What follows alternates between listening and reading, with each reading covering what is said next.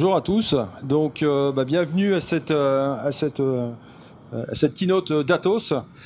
Donc, nous sommes trois présentés. Moi, il se trouve que je suis celui qui va le moins parler. Hein. Il nous reste une demi-heure. Donc, voilà, je vais me présenter et ensuite je passerai la main à mes collègues. Donc, Jean-Christophe et Denis. Donc, je suis Charles François. Je suis en charge de l'unité Atos Business Services à Aix-en-Provence. Alors, nous, on est des habitués du DevOps. Hein. On y vient tous les ans. Et cette année, donc, on a le plaisir de vous présenter une démarche, donc dite No Touch Installation, qu'on a mise en œuvre pour un projet de plateforme pour un très grand industriel de l'aéronautique. Alors, je vais tout de suite passer la main à mes collègues, parce que ce qui est vraiment intéressant, c'est ce qu'eux vont vous raconter sur cette expérience. Voilà. Ok, merci. Donc moi, je suis Jean-Christophe Camps. Je m'occupe de tout ce qui est strategic engagement et tout ce qui est digital, c'est-à-dire en termes de gros mots actuels, c'est tout ce qui est nouvelles technologies. Je ne sais pas si on m'entend bien là. Grosso modo, on est tous confrontés à un problème relativement simple systématiquement, c'est-à-dire qu'aujourd'hui, vous avez entendu dire que tout le monde doit aller sur le cloud, c'est absolument génial, sauf que dans la pratique, on se rend compte que l'atterrissage n'est pas toujours aussi simple. C'est-à-dire que du lift and shift, ça ne va pas suffire, et en plus, on a un certain nombre de contraintes particulières qui peuvent apparaître. Donc, en travaillant avec un client, on a été confronté à un problème très particulier, c'est le problème de l'adéquation de la donnée et de la localisation de la donnée et du contrôle de la donnée. C'est-à-dire que quand vous avez des environnements qui travaillent dans des environnements militarisés ou qui sont conformes à des contraintes de RGPD ou des choses de genre, vous avez un gros problème puisque énormément de choses qui se trouvent sur le cloud ne sont pas forcément garantissant ces choses-là. C'est-à-dire que, bien évidemment, si vous travaillez sur un char d'assaut, il n'est pas vraiment question que vous mettiez ces informations sur le cloud compte tenu de ce que l'on connaît, de la sécurité qu'on y retrouve. Donc, on s'est retrouvé avec une contrainte relativement simple qui consistait à dire on trouve très agréable la possibilité que vous avez, quand vous êtes sur le cloud, de pouvoir disposer immédiatement de ressources. C'est-à-dire que tout le monde a l'habitude, vous allez chez Amazon, vous sortez votre carte bleue, ou chez Google, hein, j'ai pas de préférence, et vous avez directement une VM. Ça veut dire que quelque part, il y a quelqu'un qui s'est débrouillé pour que ce que représente votre VM, cet OS, cet environnement, cette adresse IP, la possibilité de vous loguer et d'avoir un certain nombre de choses, ça existe. Et aujourd'hui, la problématique sur laquelle on était, c'était de dire, on veut, dans le cadre d'un data center privé, avoir exactement la même chose que ce que l'on rencontre chez Google. C'est-à-dire que vous ne vous posez plus la question de savoir comment fonctionne mon réseau, comment fonctionne mon DHCP, mon DNS, mon DNR. Je me retrouve avec une AD qui est complètement déployée et je peux disposer d'un certain nombre de services directement sans avoir à me poser la question de comment je fais. La problématique, bien évidemment, elle se pose en plus si, et ça c'est quelque chose que les vieux comme moi ont l'habitude de voir, c'est-à-dire que quand vous travaillez dans un environnement de type militarisé ou avec énormément de sécurité, vous avez un certain nombre de règles de sécurité. Ça ne s'applique pas que dans le militaire, vous l'avez dans le pharmaceutique, vous l'avez dans un certain nombre de choses. Et vous devez vérifier que votre environnement, il est conforme. C'est-à-dire que vous avez une personne qui arrive, qui installe son système, qui va chercher son CD, qui le déploie, qui le met à jour, et vous avez un autre Gugus qui vient et qui certifie, et puis là-dessus, vous avez le responsable militaire qui arrive et qui vous fait 15 tests d'intrusion, et ça vous prend approximativement pour déployer une machine ou un nouveau projet, allez voir, 2 à 3 mois si vous êtes particulièrement efficace. Là, on s'est posé la question relativement simple, c'est de dire, en fait, soyons feignants. Soyons feignants veut dire soyons intelligents quelque part. C'est-à-dire comment se poser la question de dire si à un moment donné je veux déployer une machine, une infrastructure, et que je ne veux pas passer 4 mois à le revérifier, l'élément faible, aujourd'hui, c'est pas le process, c'est pas les outils, c'est parce que vous êtes obligé de faire intervenir une personne pour faire ce genre d'activité. Parce que vous savez comme moi que dès que vous allez avoir à taper, à suivre un script pour installer une machine, la probabilité que vous avez de taper la mauvaise adresse, taper mauvais ceci, cela, c'est effectivement du domaine de l'humain. Donc là, on s'est posé la question de se dire, est-ce qu'il était possible d'accepter que si, quand je déploie quelque chose qui a déjà été défini comme validé et que je le déploie sans intervention humaine, directe, dans le cas de l'installation d'un OS, d'une application et ainsi de suite, cela permet de résoudre le problème. Et alors effectivement, il y a un certain nombre de choses qui ont été faites, et effectivement, c'est acceptable, puisqu'on retire l'élément aléatoire qui est l'introduction de quelque chose qui n'est pas contrôlable.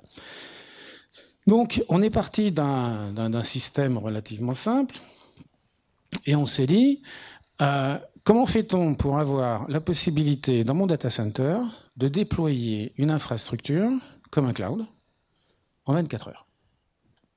C'est-à-dire, j'arrive, je mets mon hardware, c'est ce que vous voulez, hein, bon, c'est du HP, du ceci, du cela, on va dire du bulle, parce qu'on est de chez Atos.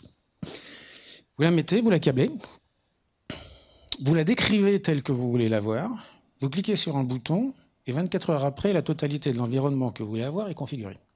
C'est-à-dire, vous avez votre DNS, votre DHCP, la possibilité d'avoir vos VPN configurés, vous pouvez avoir la totalité de vos OS tels qu'ils sont définis, vous avez un certain nombre de services qui sont définis, qui sont disponibles.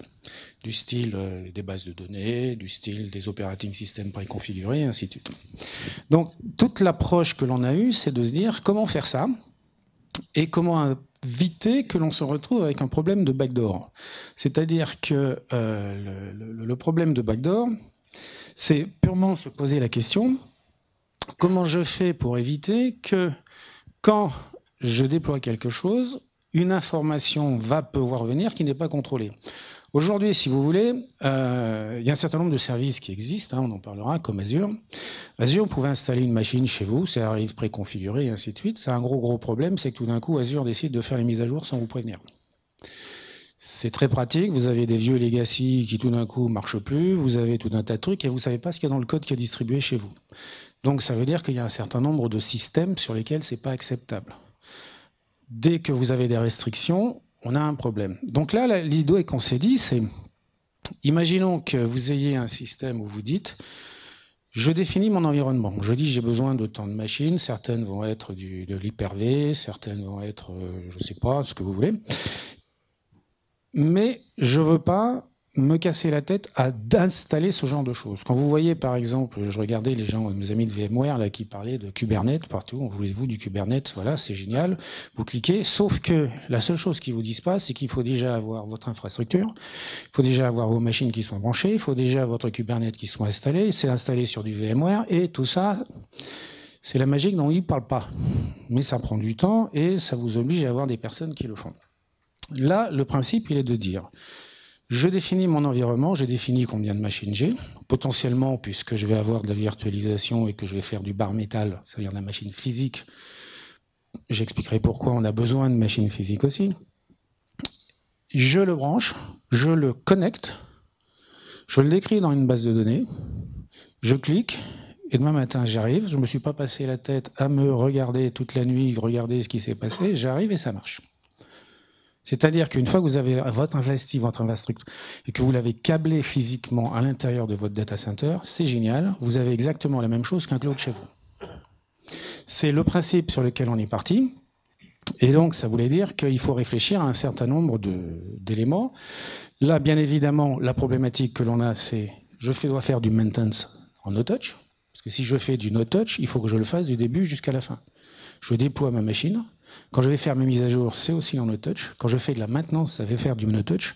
Quand je fais du déploiement d'applications, on est là dans un monde agile, donc en fait, on doit en faire en permanence et en permanence. Donc comment je fais pour qu'au lieu d'avoir 150 machines à déployer, j'en ai une et que je clique.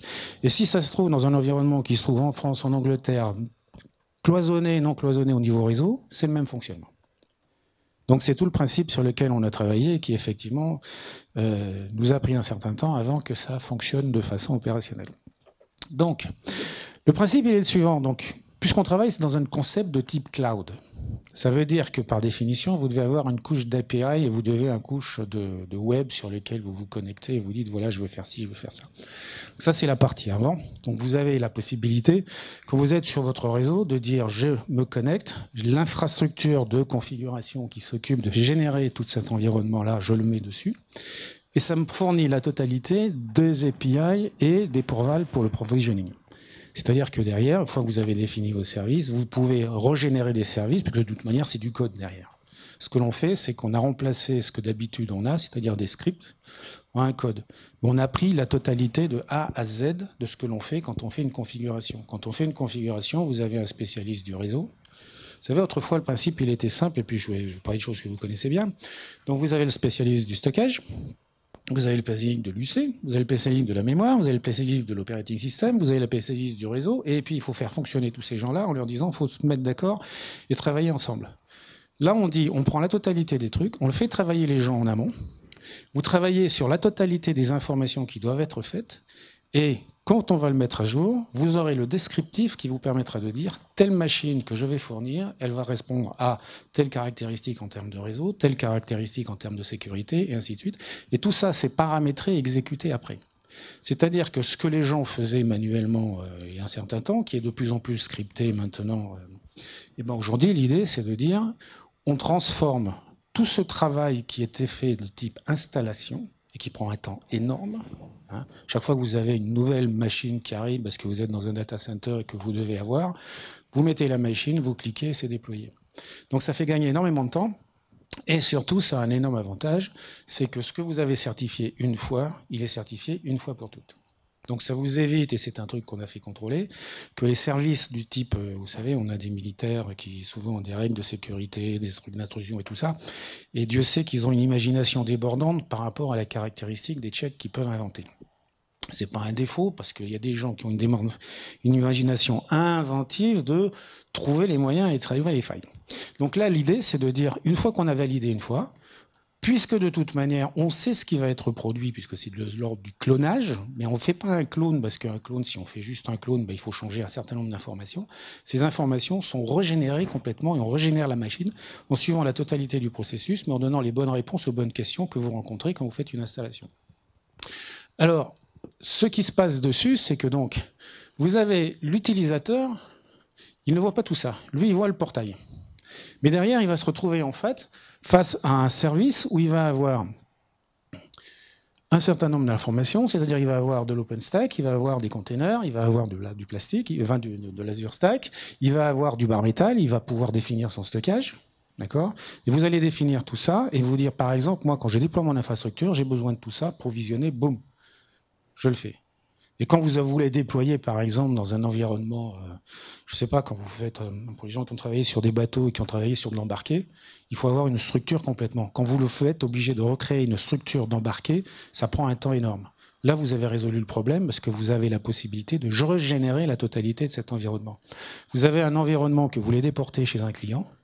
Vous avez un produit sur lequel vous voulez faire de la maintenance. Vous pouvez déployer directement l'infrastructure où vous voulez, physiquement, et avoir la possibilité de faire le suivi en permanence de ce qui se passe.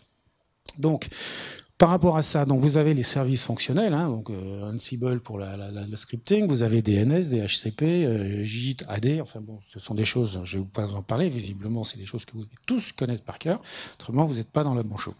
Là, vous avez la possibilité effectivement d'avoir de nouveaux services. Nouveaux services pouvant être légers, moyens ou compliqués. En fait, c'est parce que par rapport au montant du changement et la façon dont on est obligé de chercher le changer, ça fait des processus de mise en œuvre qui sont un peu plus complexes. Et vous avez un certain nombre d'applications. Donc, vous avez effectivement du Rabbit, de l'analyse back-end, des Hortonworks, enfin des bases de données qui correspondent à des besoins relativement normaux par rapport aux gens qui font des applications maintenant. L'idée, c'est simple, c'est de dire, moi, tout ce genre de service, je suis capable de les déployer. Vous voulez un nouveau service Hortonworks, bouf, vous cliquez. Ça y est, c'est bon. Vous avez juste à le brancher, le câbler, et vous allez avoir la totalité de l'intégration de la totalité de votre chose. Donc, l'idée là, c'est de dire, je suis capable de le déployer. Là où ça devient intéressant, c'est quand on rentre sur le problème de la contrainte que l'on va rencontrer chez un certain nombre de fournisseurs. Vous avez des gens qui vont travailler avec des projets qui ont nécessité d'être isolés. Pour quelque raison que ce soit par rapport au contenu de la donnée, que ce soit par rapport au contenu du projet, aux caractéristiques, donc vous avez des moments où vous devez faire de la ségrégation.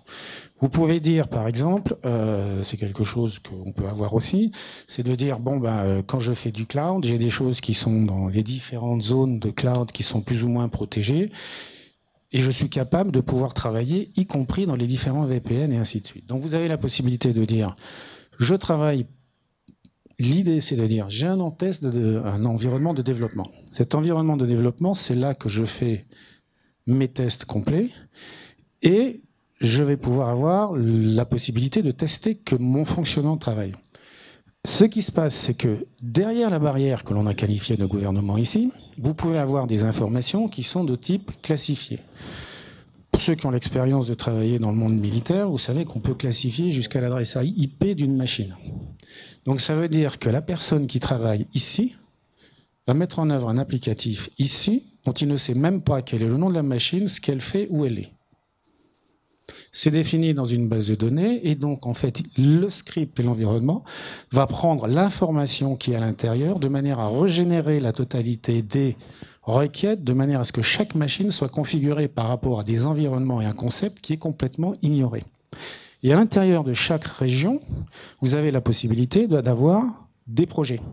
C'est-à-dire que, imaginons que vous travaillez dans un environnement où vous ayez plusieurs clients et que vous n'ayez pas envie qu'ils travaillent pareil, ou que vous ayez la possibilité de dire j'ai besoin d'une machine de test, d'une machine de développement, d'une machine de production, d'une machine de formation, enfin bon, on a tous su qu'on peut avoir jusqu'à 5 environnements.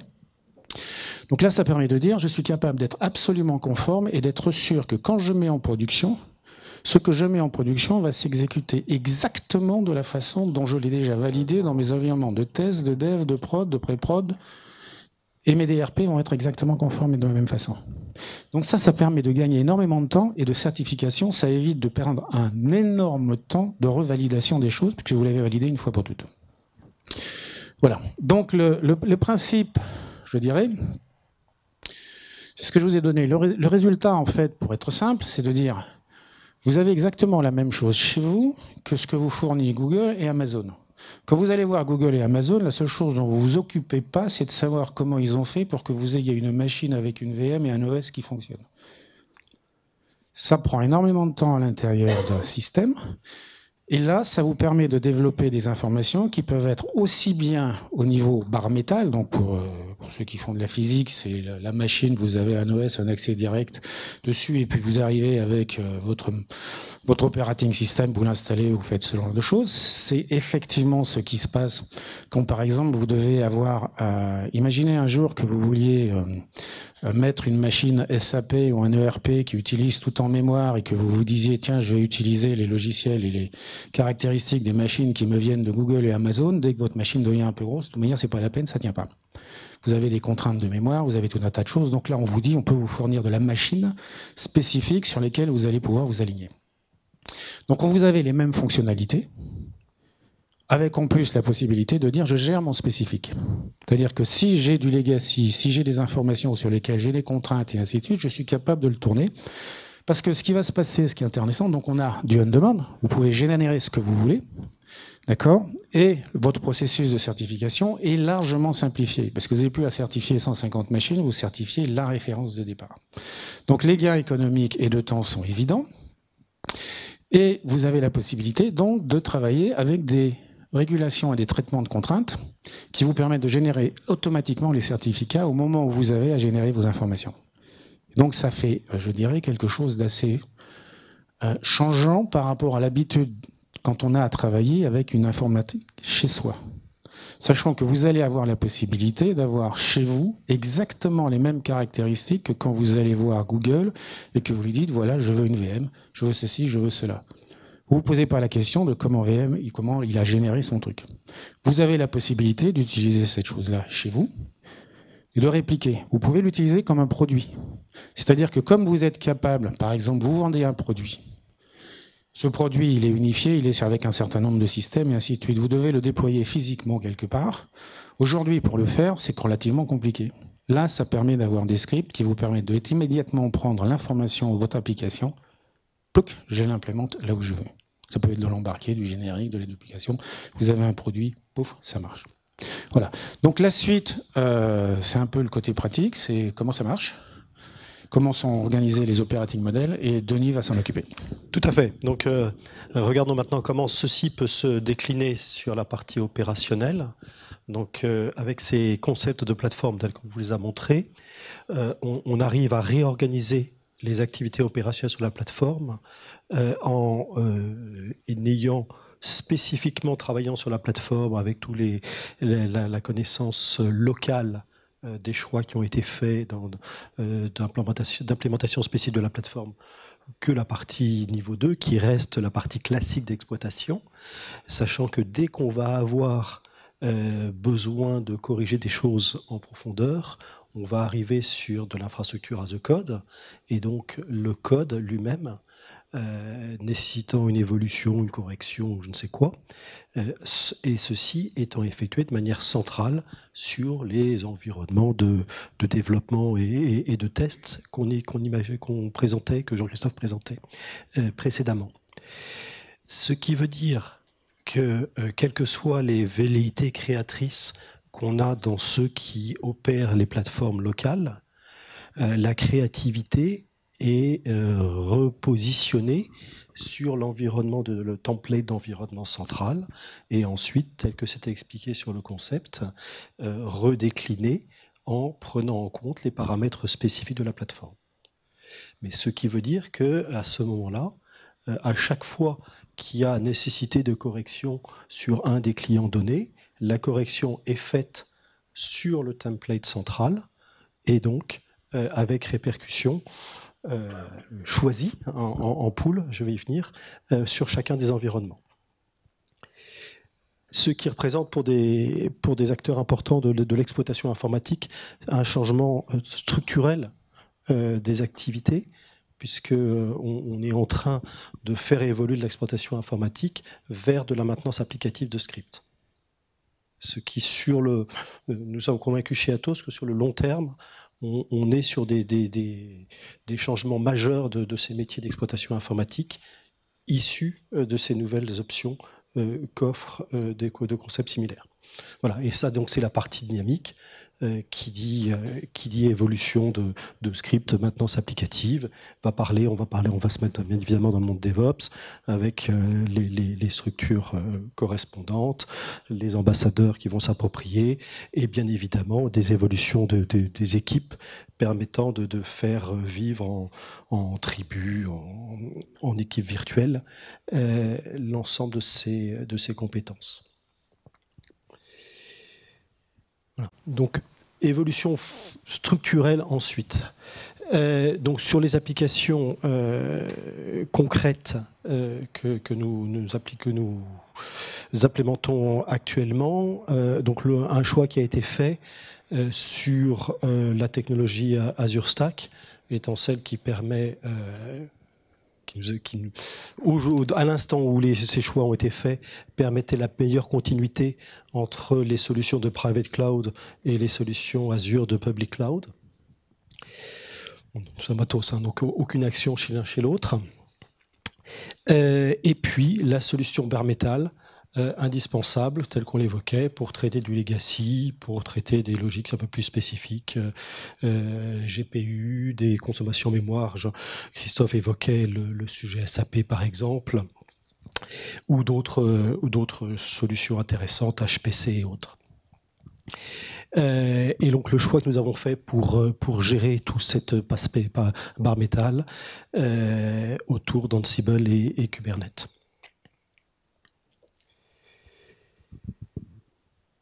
Voilà, donc j'évoquais précédemment la partie déploiement. Donc le déploiement devient en fait une réplication, une instantiation du template sur un environnement hardware local et sur un environnement, un choix de configuration locale. Donc typiquement avec des solutions qui peuvent être, on va être dans le monde de la défense par exemple, qui vont être en aveugle, où les équipes qui gèrent et font évoluer le template n'ont pas besoin et n'ont pas à connaître les choix de configuration spécifiques qui vont être les tranches d'adresse IP, les configurations de sous-réseau, etc., qui vont être des informations classifiées sur lesquelles on ne va pas donner l'accès aux équipes centrales.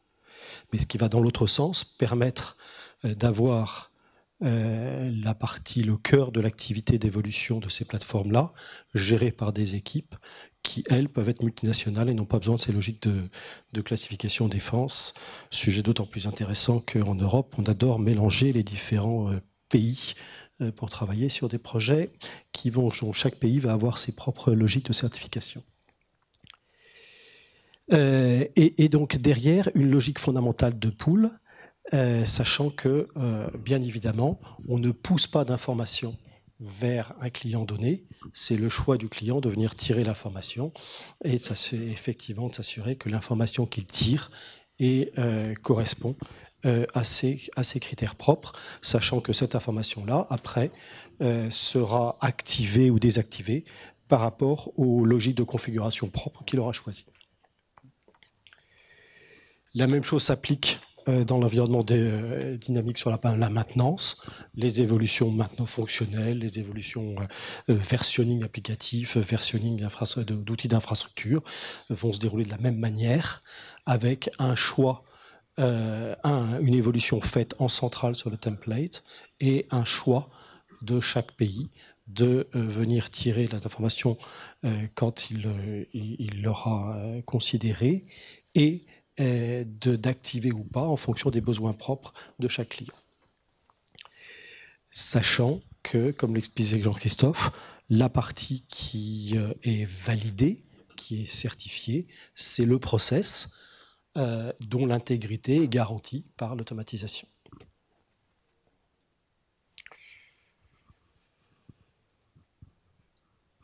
Et donc ceci étant, j'ai un petit peu anticipé, étant garanti effectivement par une définition exhaustive de l'ensemble de ces process, de l'ensemble de ces composants locaux et permettant ensuite aux utilisateurs d'accéder à ces éléments par des logiques de provisioning classiques de cloud, de private cloud. Any questions? En français.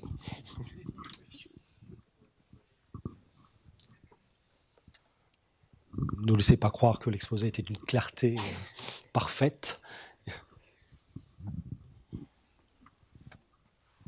C'est un produit que vous vendez du coup après? Ou c'est réservé aux clients pour lesquels vous avez travaillé? Actuellement, on est dans une logique de concept et d'approche. Le projet tel qu'il a été fait était de répondre à une problématique particulière d'un client qui avait effectivement des contraintes énormes de multiplication des petits et des organisations et de manière à lui permettre d'être beaucoup plus agile dans le cadre du déploiement de ces infrastructures. Il est bien évident que quand on fait ce genre d'investissement en termes d'études, on ne peut pas ne pas se poser la question de comment puis-je le réutiliser. La réutilisation actuelle, il est clair qu'on est en train de se poser la question chez nous, qui est relativement simple, ça vous a pas échappé, Atos c'est une société de service. Chez nous, on a une entité qui s'occupe de faire des opérations chez énormément de clients. Et il est clair que cet outil, on va l'utiliser comme différenciateur économique dès qu'on va travailler sur des activités de transition et transformation. C'est-à-dire qu'on est capable d'être systématiquement plus efficace et moins cher dans le cadre d'installation d'un nouveau service, puisqu'on a des outils qui nous permettent de le faire. La deuxième chose, c'est que avec le client avec lequel on travaille, on a une approche de go-to-market, parce qu'il vend un certain nombre de services informatiques, et qu'il est amené à se poser la question de, plutôt que d'être amené à chaque fois que je vends mes infrastructures et mes services, de le réinstaller et ça prend du temps et ça coûte de l'argent.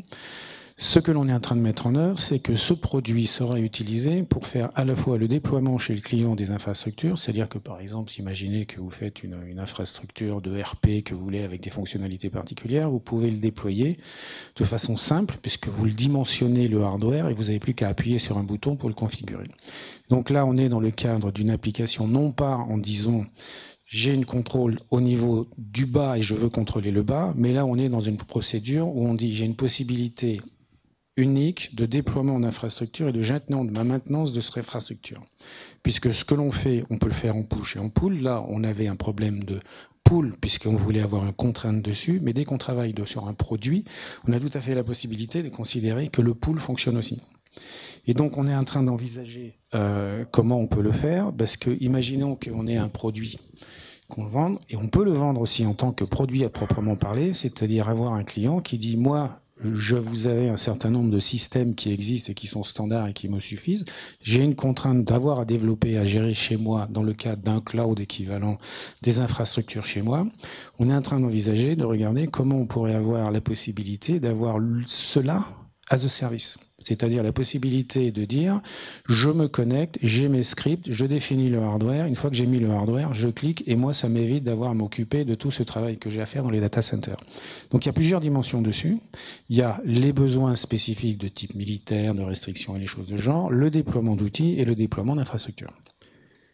Et donc ces trois dimensions sont effectivement en train d'être prises, mais vous comprenez que on peut envisager, par exemple, si vous allez sur le web, vous cliquez, vous faites installer votre PC ou votre infrastructure chez vous, ça peut être aussi bien par licence que par subscription, que par clic, que par ce que vous voulez. Donc ça fait partie des choses sur lesquelles on travaille aujourd'hui, puisqu'on a le concept et on a les moyens. Maintenant, on est en train de discuter de comment on le commercialise et ça va dépendre en fait de la demande qui vient vers nous.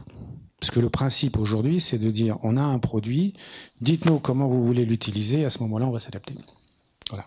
Je crois qu'il faut qu'on arrête. Bon, quoi qu'il en soit, donc, si vous avez encore des questions, Jean-Christophe et Denis sont là encore un petit moment.